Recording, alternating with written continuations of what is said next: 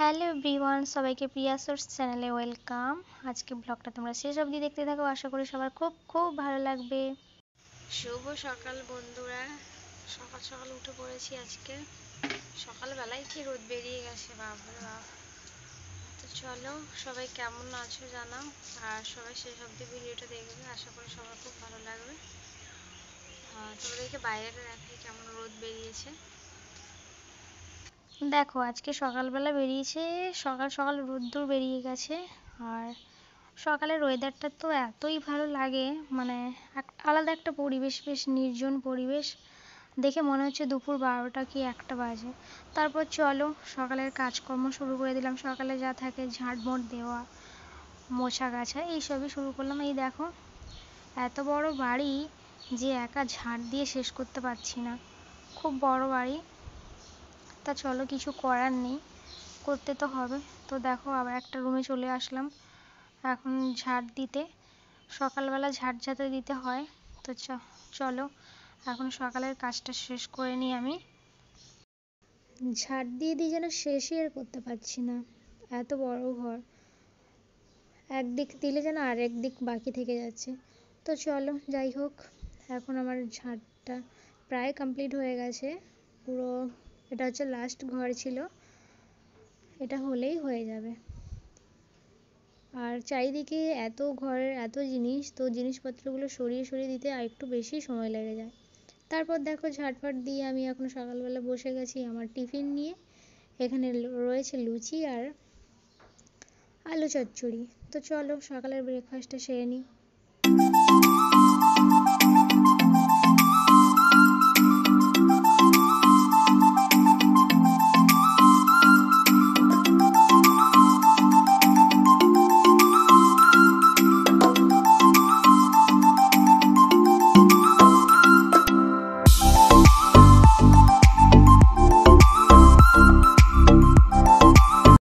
তারপর দেখো, সকালের খাবার খেয়ে আমি এখন এসে গেছি। এইটা হচ্ছে আমাদের পুকুর।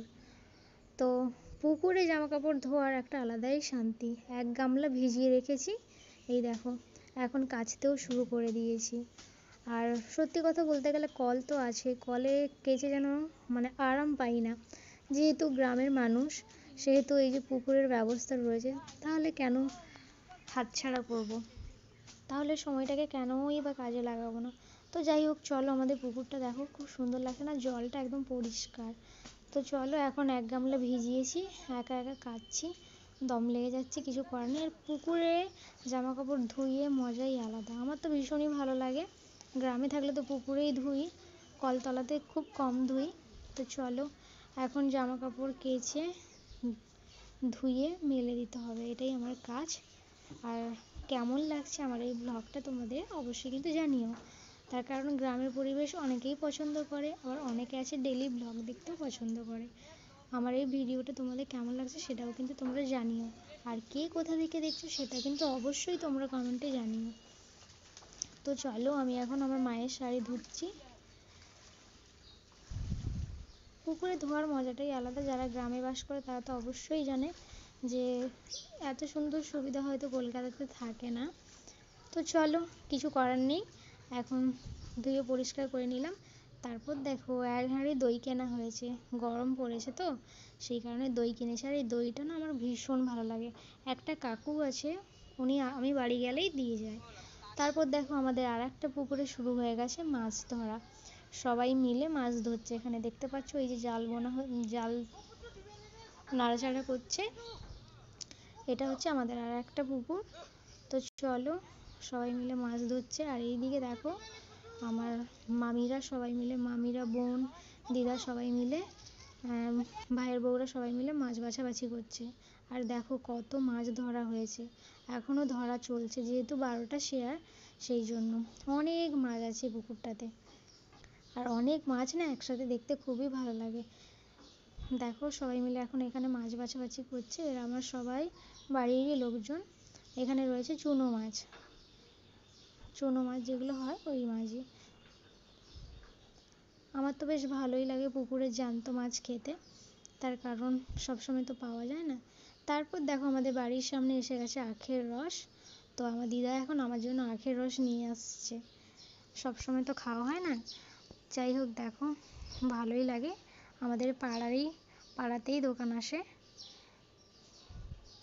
তারপর দেখো এই যে পুকুর থেকে মাছ ধরা হয়েছে। মাছটা দেখো কত বড় না, খুব বড় একটা মাছ। এটা হচ্ছে পাঙ্গাস মাছ, অনেকেই জানো। বলো তো বন্ধুরা, দই কিভাবে তৈরি হয়? দিদি এখন করো। ও ঠিক আছে দিদি।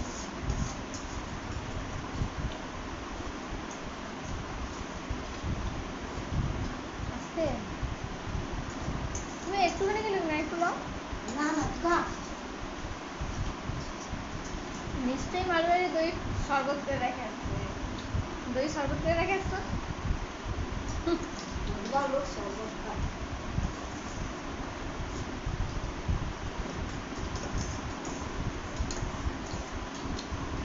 কি মেদিনীপুরের দই কেমন টেস্ট? তোমার গঙ্গারামপুরের দই হচ্ছে বলো।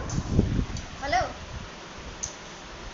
গঙ্গারামপুরের নাম করা দই, ওর দইয়ের সাথে এই দই কোনো মিলই খাবে না। এখন আমরা ঘুরতে যাচ্ছি আমাদের গ্রামের রাস্তা। দেখবে কেমন রাস্তাটা আমাদের এখানে। তারপর আমি আর আমার বর মিলে দুজনে মিলে একটু বেরিয়েছি। ওকে একটু আমাদের গ্রাম দেখাতে নিয়ে বেরিয়েছি। আমরা দুজনে মিলে এখন যাচ্ছি একটু। এই দেখো চলে এসেছি আমাদের এইখানে একটা পুকুর। এই যে পুকুরটা দেখতে পাচ্ছ, এই পুকুরটাতে আজকে টিকিট কেটে মাছ ধরা হচ্ছে। টিকিটের প্রাইস রয়েছে 2700 টাকা। তো দেখো সবাই কোনায় কোনায় দেখতে পাচ্ছ, সবাই বসে রয়েছে। মাছ ধরা হচ্ছে, যে যেমন টিকিট কেটেছে তো সে সেভাবেই মাছ ধরবে। এটা আবার ছিপ দিয়ে ধরতে হবে।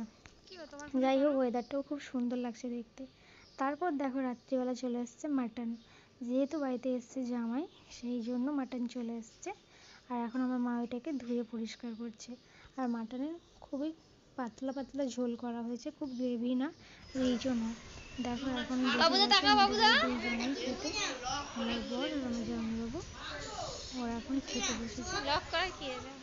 সবাই মিলে রাতে খাওয়া দাওয়াটা সেরে নিচ্ছে। এই যে বাবার দুই জামাই এখন বসে খাচ্ছে। আর ফুচকাগুলোর খাওয়া হয়ে গেছে, ওরা এখন টিভি দেখছে। যাই হোক, আমার এই ব্লগটা তোমাদের কেমন লাগলো অবশ্যই কিন্তু কমেন্ট করে জানিও। তোমাদের সাথে দেখা হবে আবার একটা নতুন ভিডিওতে।